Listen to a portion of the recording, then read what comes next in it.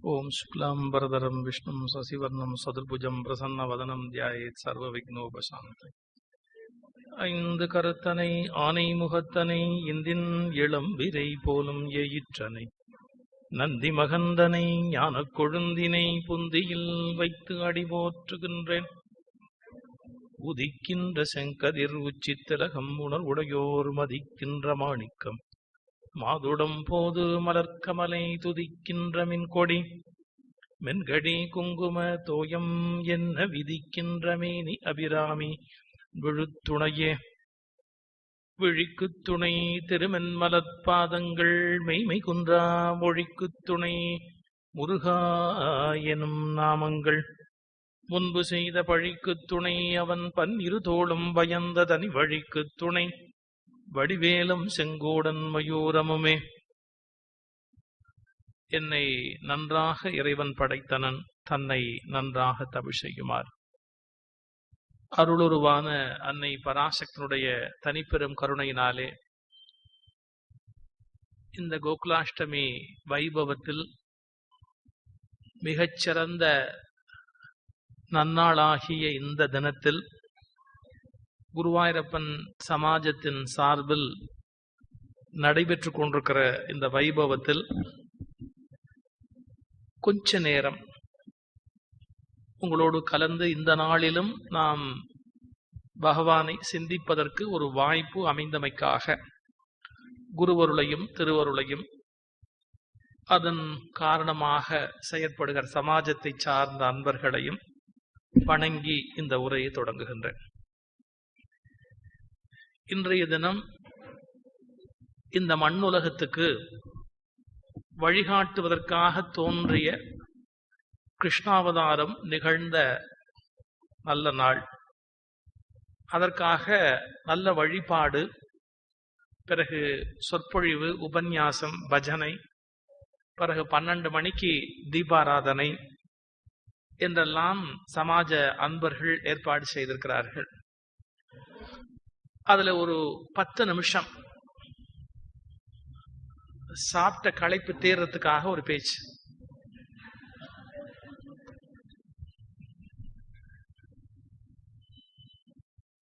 கிருஷ்ணாவதாரம் எதற்காக நிகழ்ந்தது அப்படின்னு கேட்டா, தர்மத்தை நிலைநாட்ட.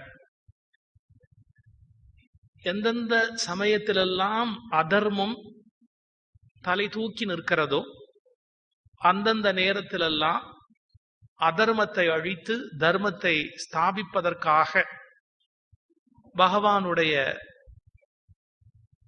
அவதாரம் நிகழ்கிறது. அவதாரம்னா ஸ்ட்ரைட்டா பிறக்கணும்னு அவசியம் கிடையாது.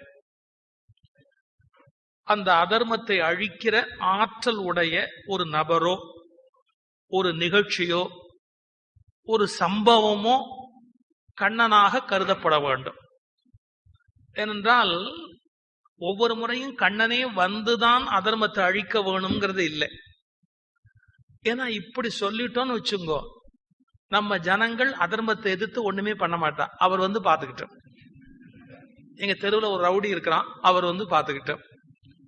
நாட்டுல ரொம்ப அக்கிரமம் இருக்கு, அவர் வந்து பாத்துக்கிட்டோம். அப்புறம் என்ன ஆகுறது? அதனால்தான் அதர்மத்தை எதிர்த்து தர்மம் நிலைநாட்டப்படுவதற்காக எது செய்தாலும் அது கிருஷ்ணனுடைய செய்கை, அப்படி அர்த்தம் பண்ணணும். இந்த கிருஷ்ண வழிபாடு அப்படிங்கிறது என்ன கருத்து அப்படின்னு கேட்டா, குழந்தையாக பகவானை கொண்டாடுகிற போது சுலபமாக ஆனந்தமாக சந்தோஷமாக கொண்டாட முடியும். இங்க குழந்தைகள் வந்து எப்பவும் சிரிச்சாப்புல இருக்கும், கலகல கலகலன்னு இருக்கும். வயசாக வயசாக தான் மனுஷன் துக்கமா இருப்பான், சோகமா இருப்பான். குழந்தைகள் வந்து சிரிக்கிறதுக்கு காரணமே வேண்டாம். இன்னும் சரியா சொல்றதுன்னா, ஆனந்தமா இருக்கிறது, சிரிக்கிறது, இது குழந்தையினுடைய சுபாவம். என்ன கணக்கு சொல்றா, ஒரு நாளைக்கு 240 தடவை குழந்தை சிரிக்குமா மினிமம். குழந்தையா இருக்கிறச்சே ஒரு குழந்தை 240 தடவை சிரிக்கிறதா. வயசாக வயசாக என்னன்னா 12 தடவை சிரிக்கிறதுக்கே அழுத்துக்கிறானா. 240 தடவை சிரிச்சவன் 12 தடவை சிரிக்கிறதுக்கு அழுத்துக்கிறான். போதுமா மனுஷன் எப்படி வாழ்ந்திருக்கிறான்னு? இப்ப சிரிக்கிறது சுபாவம். இப்பெல்லாம் ஜோக் சொல்லி சிரிக்க வைக்கணும். தனியா ஒரு ஜோக் சொல்லிட்டு அதுக்கப்புறம் கூட சிரிக்காதவா இருக்கா. ஜோக் சொன்னதுக்கு அப்புறம் அதனால என்னம்பா, நல்ல ஜோக் சொன்னா கூட குபீர்னு சிரிக்கிறது கிடையாது. அப்புறம் என்ன அப்படின்னா நம்ம என்ன பண்ண முடியும்? ஒரு குழந்தையா இருக்கிற போது ஜோக்கெல்லாம் யாரும் சொல்ல வேண்டாம். ஒரு குழந்தை தொட்டில படுத்திருக்கு, யாரானு போய் ஜோக் சொல்றாளா? அது சிரிக்கிறது. அப்போ சிரிக்கிற இயல்புல இருந்து மனுஷன் நாளாக நாளாக நாளாக சந்தோஷத்தை தொலைச்சுட்டு சிரிக்கிறது நிறுத்தி விடுறான். ஒரு சின்ன விஷயம் சொல்றேன். தொட்டில குழந்தை படுத்திருக்கு, ஒரு கிளிகிழிப்பியை கொண்டு போய் இப்படி நீங்க ஆட்டினா குழந்தை சிரிக்கிறதா இல்லையா? அதுல என்ன ஜோக்கு இருக்கு? தொட்டில குழந்தை படுத்திருக்கு, ஒரு கிளிகிழிப்பியை கொண்டு போய் இப்படியே ஆட்டினா நல்லா சிரிக்கும், ஆனந்தமா சிரிக்கும். அதுல ஒரு ஜோக்கும் இல்லை. அப்போ சிரிக்கிறது அதுக்கு ஒரு இயல்பு, ஒரு சின்ன தூண்டுதல் வேணும். அந்த கிளிகிழிப்பை இப்படி ஆட்டின உடனே குபீர்னு அது சிரிக்கிறது. எங்க ஒரு 60 வயசுக்கு மேல ஆனவாட்ட போய் கிளிகிழிப்பை எப்படி ஆட்டுங்க, பட்டுன்னு அரைஞ்சிருவோம். ஏன் இந்த சனினைய முன்னாடி கொண்டாந்து காட்டுற அப்படி. இப்ப நான் கேட்கிறேன், தொட்டில இருக்கிறச்சே கிளிகளிய பார்த்து சிரிச்சவன் 60 வயசுல ஏன் அடிக்க வரான்? இப்ப கரெக்டா புரிஞ்சுக்கிட்டா, நாம் ஆனந்தத்தில் பிறந்து ஆனந்தத்தில் கருவுற்று ஆனந்தத்தில் உலகத்தில் வாழத் தொடங்கி துக்கத்தில் வாழ்க்கையை முடிக்கிறோம். Am I correct? ஆனந்தத்தில் பிறந்து ஆனந்தத்தில் இருந்து நாளாக நாளாக துக்கத்தில் வாழ்க்கையை முடிக்கிறோம். இது தப்பு. The concept of Krishnavatara, Krishna அவதாரத்தினுடைய கான்செப்ட் என்னன்னு கேட்டா, ஆனந்தமாக இரு, சந்தோஷமா இரு, திருப்தியா இரு, எப்பவும் மகிழ்ச்சியா இரு. ஏன்? கிருஷ்ணனுக்கு எல்லாம் லீலை, எல்லாம் விளையாட்டு. எதுவா இருந்தாலும் ஒரு அசுரனை சம்ஹாரம் பண்றது கூட டென்ஷன் கிடையாது, அவருக்கு விளையாட்டு. யார அழிக்க வேண்டி வந்தா கூட டென்ஷன் கிடையாது, விளையாட்டு. அப்ப நீங்க கிருஷ்ண பக்திங்கிறது என்ன அப்படின்னு கேட்டா, கிருஷ்ண பக்திங்கிறது பூஜை பண்றது, பூ போடுறது, வழிபாடு பண்றது, அதெல்லாம் பக்தி தான். ஆனா அது மட்டும் பக்தி அல்ல. என்றைக்காவது ஒரு கிருஷ்ண பக்தன் சோகமா வருத்தமா துக்கமா இருக்கிறான் அப்படின்னா அந்த கிருஷ்ண பக்தனுக்குரிய லட்சணத்தை அந்த கணத்தில் இழந்திருக்கிறான்னு அர்த்தம். So be happy, always be happy. எந்நேரம் சந்தோஷமாக இரு. ஒரு ரொம்ப டிஃபரெண்ட் ஆங்கிள் கிருஷ்ணனுடைய லைஃபை பற்றி ஸ்டடி பண்ணினவர் ஒரு பிலாசபர். அவர் பேர் சொன்னா பல பேருக்கு பிடிக்காது. ஆனா அவர் என்ன சொல்றார் ஒரு வார்த்தைன்னா, the life is a festival, come on celebrate it. வாழ்க்கை ஒரு திருவிழா, கொண்டாடுங்கள். Life is a festival, come on celebrate it. இப்போ கிருஷ்ணன் பிறந்த உடனே எப்படி இருந்தது ஆயர்பாடி அப்படின்னு ஆழ்வார் எழுதுறார். ஆடுவார், ஓடுவார், உகலிப்பார், சுண்ணம் தூவுவார். So they were in a happy mood. எப்படி? ஒருத்தருக்கு ஒருத்தர் சுண்ணத்தை மேல கொட்டி ஆடி பாடி சந்தோஷமா மகிழ்ந்து. அப்போ கிருஷ்ணனுடைய அவதாரமே அந்த ஆயர்பாடியில் எல்லையற்ற ஆனந்தத்தை கொண்டு வந்தது. சரி, வளருகிற பாலகிருஷ்ணன், குழந்தை கிருஷ்ணனை விடுங்கோ, கொஞ்சம் மேல வளர்ந்து இளமை ததும்புகிற எவ்வனமான கிருஷ்ணன் நண்பர்களோட வனபோஜனத்துக்கு போறார். அங்கேயும் விளையாட்டு. அப்புறம் கோபிகா ஸ்திரீகளோடு விளையாட்டு, எல்லாமே விளையாட்டு. தூது போறார், நல்ல வளர்ந்த நிலையில தூது போறார், அதுவும் விளையாட்டு. யுத்தம் நடத்துறார், அவரை பொறுத்தளவுல அதுவும் விளையாட்டு. இப்படி யாரான உலகத்துல விளையாடினவா உண்டா? இப்ப நாம ராமனையும் பக்தி பண்றோம், நான் இல்லைன்னு சொல்லல. ராமன் ஒருமுகத்தன்மை உடையவர். என்ன ஒருமுகம்னா, ராமன் ஒன்னேதான் பர்சனாலிட்டி, ஒரே மாதிரி தான். ஆனா கிருஷ்ணன் அப்படி இல்லை, பன்முகத்தன்மை உடையவர். பலவிதமான டைமென்ஷன், மல்டி டைமென்ஷன்ஸ் கிருஷ்ணனுக்கு. ராமன் எப்படி அப்படின்னா கொஞ்சம் உம்மனா மூஞ்சி. ஆனா கிருஷ்ணன் எப்படின்னா அவன் துக்கமா இருந்ததா வரலாறே கிடையாது. எப்படி? குழந்தை பிறந்த உடனே சிரிக்கும். அப்புறம் எந்த இக்கட்டான சூழ்நிலையிலையும் கூட அவன் சிரித்து கொண்டுதான் இருக்கிறான். ஆக ஆனந்தமாக இருத்தல். இப்ப நீங்க எத்தனையோ காலமா நாம கோகுலாஷ்டமி கொண்டாடி இருக்கிறோம். கோகுலாஷ்டமியை கொண்டாடுற மெத்தட் என்ன அப்படின்னா, வெண்ணெய் வைக்கிறது, சீடை வைக்கிறது, இன்னும் என்னென்ன உண்டா எல்லாம் சரி, நான் ஒத்துக்கிறேன், இல்லைன்னு சொல்லல. பாரதி சொல்லுவான் பாருங்க, ஆயுத பூஜைன்னு சொன்னா புஸ்தகத்தை வச்சு பொட்டு வைக்கிறது மட்டும் இல்ல, எது சரஸ்வதி பூஜைன்னு பாரதி விளக்கம் சொல்றாரு இல்லையா, அது மாதிரி எது கோகுலாஷ்டமி, எது கிருஷ்ண ஜெயந்தின்னு கேட்டா எப்போதும் சந்தோஷமாக இருத்தல் தான் உண்மையான கிருஷ்ண பக்தி. ஆல்வேஸ் பி ஹாப்பி, எப்போதும் சந்தோஷமா இருக்கணும், ஆனந்தமா இருக்கணும், கலகலப்பா இருக்கணும், மகிழ்ச்சியா இருக்கணும், இம்மி கூட துக்கமா இருக்கக்கூடாது. இப்ப அவருடைய பால்ய லீலைகளை சொல்ற போது என்ன சொல்றோம், ஒரு வெண்ண திருடினார், அதை திருடினார், இதை திருடினார். திருடினார்னா என்ன பொருள்?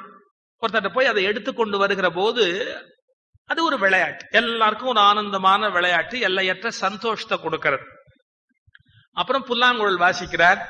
அது என்னன்னா அந்த கானத்துல லயிச்சு எல்லா வகையிலேயும் ஆனந்த நிலையில இருக்கிறது. நீங்க ஒரு ஆச்சரியம் பார்த்தா ஒரு உண்மை கண்டுபிடிக்கலாம். நம்ம சரீரம் இருக்கு இல்லையா, இந்த உடம்பு, அதுதான் உண்மையிலேயே புல்லாங்குழல். எப்படி? ஒரு புல்லாங்குழல்ல 9 துவாரம் இருக்கும் இல்லையா, ஒரு புல்லாங்குழல்ல 9 துவாரம் இருக்கும். நம்ம உடம்புல கணக்கு பண்ணா ஓட்டை வீடு 9 வாசல். நம்ம உடம்புலயும் 9 துவாரம் இருக்கு, புல்லாங்குழல்லையும் 9 துவாரம் இருக்கு. அந்த புல்லாங்குழல பகவான் வாசிக்கிறார்னு சொன்னா என்ன பொருள்? இந்த சரீரம், இதற்குள்ள இருக்கிற ஆத்மா ஆனந்தமயமானது, அது நாதம் எழுப்பிக்கொண்டே இருக்கிறது. இந்த 9 துவாரங்கள் வழியாக இனிய நாதத்தை எப்போதும் எழுப்ப வேண்டும். ஆழ்வார் பாடுறார், கிருஷ்ணர் எப்படா புல்லாங்குழல் வாசிக்கிறான் அப்படின்னு. சிறுவிரல்கள் தடவி பரிமாற செங்கண் கோட செய்யவாய் கொப்பளிப்ப குருவையர் புருவம் கூடலிப்ப கோவிந்தன் குழல் கொடு ஊதின போது. அவர் அப்படி புல்லாங்குழல் எடுத்து ஊதின போது என்ன ஆச்சு? பறவையின் கணங்கள் கூடு துறந்து வந்து சூழ்ந்து படுகாடு கிடப்ப. பறவைகள்லாம் தன்னுடைய கூட்டை விட்டுட்டு அங்க வந்து உட்கார்ந்து இருக்கு. பறவையின் கணங்கள் கூடு துறந்து வந்து சூழ்ந்து படுகாடு கிடப்ப. கறவையின் கணங்கள் கால் பரப்பிட்டு கவிழ்ந்து இறங்கி செவியாட்ட இல்லாவே. அது காது அப்படியே ஆட்டின்ண்டே இருக்கும். அதான் வந்து மாட்டுக்கு இருக்கிற இயல்பு. உங்களுக்கு தெரியுமா, கோகர்ணம் கஜகர்ணம் அப்படின்னு பழைய காலத்துல வந்து இத மிமிக்ரி பண்றவா இருக்கா இல்லையா, அவாட்ட கோகர்ணம் கஜகர்ணம்னு சொல்வா. என்னன்னா ஆனை இப்படி காதை ஆட்டிக்கொண்டே இருக்கும். அதே மாதிரி அந்த குதிரையினுடைய காது எங்க சவுண்டு வருதோ அதை நோக்கி இப்படி திரும்பும். மாட்டினுடைய காது எங்க சவுண்டு வருதோ அதை நோக்கி இப்படி திரும்பும். அப்படி தன்னுடைய காது மடல்களை அசைப்பதுதான் கஜகர்ணம் கோகர்ணம் அப்படிங்கிறது. அப்படி அந்த காது அசைக்க முடியாது. நீங்க பாருங்க, கண் அசையும், கை அசையும், யாருக்கான காது அசையுமா? இப்படி அசைஞ்சு மூடுற மாதிரி நல்ல வேளை பகவான் வைக்கல. ஏன்? பல பேருக்கு உபன்யாசத்துல முக்கியமான இடத்துல மூடின்றோம். அப்புறம் என்ன சொன்னேன்னு திரும்பி திரும்பி எங்களை கேட்டு இருப்பா. நல்ல வேளை அசையாதபடி வச்சே பல பேர் காதுல விழ மாட்டேங்கிறது. அது அசையும்படியா வச்சுட்டா என்ன ஆகிறது? அப்படி அசையும்படியாக வைத்திருக்கிற காதுகளை உடைய பசு அந்த செவி ஆட்ட இல்லா. ஏன்? இந்த காதை ஆட்டி விட்டா அந்த புல்லாங்குழல்ல இருந்து வருகிற ஒரு ஸ்வரத்தை, ஒரு பகுதியை நாம இழந்துடுவோமே அப்படின்னு அது செவிய கூட ஆட்டவே இல்லையா. அப்படி பறவை, பட்சி, கறவைகள் எல்லாம் வந்து உட்கார்ந்து பெருமானுடைய கீதத்தை கேட்கின்றன அப்படின்னு பாடுகிறார் ஆழ்வார். அதுல எப்படி தோள் சாய்ந்திருந்ததுன்னு சொல்வார். இந்த இடது தோள் மேல இந்த இடது செவி படும்படியாக அப்படி சாய்ந்து கொண்டு குழல் ஊதினான. இன்னைக்கு கூட எல்லாரும் கிருஷ்ண பக்தர்கள் தான். ஏன்? இந்த காதல செல் வச்சுனுட்டு எல்லாரும் இடது பக்கமா சாஞ்சு, இது இவாளால முடிஞ்சது. எல்லாம் அந்த குழல் ஊதுகிறார்கள். இப்போ இந்த இடத்துல வச்சு ஒரு குழலை ஊதிண்டே போறா. அந்த இடவரை, இடது தோள், அந்த இடது செவி அப்படி படும்படியா சாய்ந்து கொண்டு அவன் குழல் ஊதுகிற அழகு. இப்ப நீங்க எப்படி என்ஜாய் பண்ணலாம்? மியூசிக், தென் பியூட்டி. இப்ப கிருஷ்ணன் மயில் இறக வச்சிருக்கிறார்னா அழகினுடைய உச்ச நிலை. பட்டு நீல பீதாம்பரம் இடுப்பிலே கட்டி கொள்ளுகிறார், அது ஒரு அழகினுடைய எல்லை. வெள்ள பட்டு, அது நடுவுல நீல பட்டு. அப்புறம் என்ன? கழுத்துல அந்த அருமையான வைஜெயந்தி மாலை. அப்புறம் நாதம் எழுப்புகிற புல்லாங்குழல். இதெல்லாம் என்னன்னா சந்தோஷமா ஆனந்தமா இருக்கிற பல விஷயங்களுடைய கூட்டமைப்பு, தொகுப்பு. சோ கிருஷ்ண பக்தி என்பது வழிபாட்டில் இருக்கிறது. வழிபாட்டை விடவும் வாழ்க்கையில் இருக்கவன் ஒரு கிருஷ்ண பக்தன் துக்கப்பட மாட்டான். கிருஷ்ண பக்தன் அதர்மத்துக்கு ஈடுபட மாட்டான். ஒரு கிருஷ்ண பக்தன் எந்த காலத்திலும் வாழ்க்கையை ஆனந்தமாக நிகழ்த்துவான். இந்த ஒரு சின்ன கான்செப்ட் இதை நம்ம வாங்கிட்டோம்னு வச்சுங்க, இன்னைக்கு மனசுக்குள்ள வாங்கிட்டோம்னு வச்சுங்க, கோகுலாஷ்டமிய மீனிங்ஃபுல்லா கொண்டாடி இருக்கிறோம் அப்படின்னு அர்த்தம். என்ன meaningful? Please be happy, always be happy, life is a festival, come on celebrate it. வாழ்க்கை ஒரு ஆனந்தமயமான திருவிழா, அதை ஆனந்தமாக கொண்டாடுங்கள்னா. என்.எஸ். கிருஷ்ணன் ஒரு நடிகர் இருந்தார், உங்களுக்கு தெரியும். அவர் இன்னும் பெரிய கடவுள் பக்தி உள்ளவர் அல்ல, ஆனா வாழ்க்கையில மகிழ்ச்சியாக தன்னுடைய வாழ்க்கை அமைத்துக் கொண்டவர். அவர் கார் ஆக்சிடென்ட் ஆயிருக்கு. ஆக்சிடென்ட் ஆகி கார் கவுந்து கிடக்கிறது. ஜன்னல் வழியா வெளியே வந்த கார், ஜன்னல் இருக்கு, அது வழியா ஊர்ந்து வெளியே வந்து ஒரு பெட்ஷீட்டை உருவி மரத்தடியில போட்டு உட்கார்ந்து இருக்கிறார். நம்மால ஒரு ஆள் வந்து அவரை பார்த்து ஒரு கேள்வி கேட்டான். காரு நல்ல புளிய மரத்துல மோதி கவுந்து இருக்கு.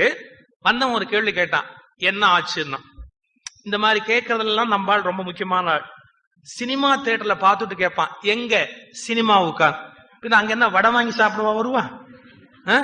கோயில்ல பார்த்துட்டு கேட்பான், எங்க கோயிலுக்கா, அப்ப அங்கதான் பாக்குறியா, அப்புறம் என்ன கேட்க வேண்டிய ஒரு சென்சிபிளா ஒரு கேள்வி கேட்கலாம் இல்லையா?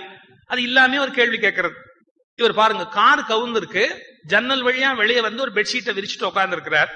அவன் கேட்டான், என்ன ஆச்சு அப்படின்னா. இந்த மாதிரி கார் ஆக்சிடென்ட் ஆயிருக்கும் போது ஒருத்தன் கேள்வி கேட்டா என்ன கோவம் வரணும்? அவர் சொன்னார், காருக்கு முதுகு வலி, படுக்க வச்சிருக்கோம், வலி சரியான உடனே புறப்பட்டுருவோம்னு. எந்த மாதிரியான சிச்சுவேஷன்லயும் கூட மகிழ்ச்சியா இருக்கணும். எந்த கஷ்டம் இருந்தாலும், எந்த துக்கம் இருந்தாலும் மகிழ்ச்சியா இருக்கணும். ஏன், இதெல்லாம் ஒரு சின்ன சின்ன நிகழ்வுகள், இதனால நம்ம பாதிக்கப்படவே கூடாது. எவ்வளவு துக்கங்கள் எத்தனை மனுஷாளுக்கு வந்திருக்கு. மகாபாரத கதையை பார்க்கிற போது எந்த துக்கம் இருக்கும் போதும் தி பிரசன்ஸ் ஆஃப் கிருஷ்ணா, அந்த இடத்தில் கிருஷ்ணன் இருக்கிறான் என்றால் அந்த துக்கம் ஒன்றுமற்றதாக போய்விடுகிறது. ஆமே, கரெக்ட். எவ்வளவு கஷ்டங்கள் இருந்த இடத்திலும் கண்ணன் வந்து விட்டான் அப்படின்னு சொன்னா, அவர்களுக்கு எத்தனையோ பாண்டவர்களுக்கு கஷ்டம் இருந்தது. ஒவ்வொரு கஷ்டத்தின் போதும் கிருஷ்ணன் பிரசன்னமான அடுத்த வினாடி அந்த கஷ்டங்கள் அங்கு இல்லாமல் போய்விடுகின்றன. உங்களுக்கு உண்மையான கிருஷ்ண பக்தி என்பது இருக்கும் என்றால், கண்ணன் உங்களுக்குள் பிரசன்னமாகி கொண்டிருந்தால் வாழ்க்கையில் உங்களுக்கு என்றும் எந்த கஷ்டமும் இருக்க முடியாது. ஆனந்தம் மட்டுமே மிச்சமாக இருக்க முடியும். எனவே எப்போதும் ஆனந்தமாக இருத்தல் தான் தி கான்செப்ட் ஆஃப் கிருஷ்ணா. நாம் என்றைக்கும் ஆனந்தமாக இருப்போம், அந்த கண்ணனோடு இருப்போம். அவனது பிரசன்னம் நமக்குள் இருந்து அந்த புல்லாங்குழலை எப்போதும் இசைத்துக் கொண்டே இருக்கட்டும். ஹரே ராம ராம ராம ஹரே ஹரே, ஹரே கிருஷ்ண கிருஷ்ண கிருஷ்ண ஹரே ஹரே, ஹரே ராம ராம ராம ஹரே ஹரே, ஹரே கிருஷ்ண கிருஷ்ண கிருஷ்ண ஹரே ஹரே, ஹரே ராம ராம ராம ஹரே ஹரே, ஹரே கிருஷ்ண கிருஷ்ண கிருஷ்ண ஹரே ஹரே.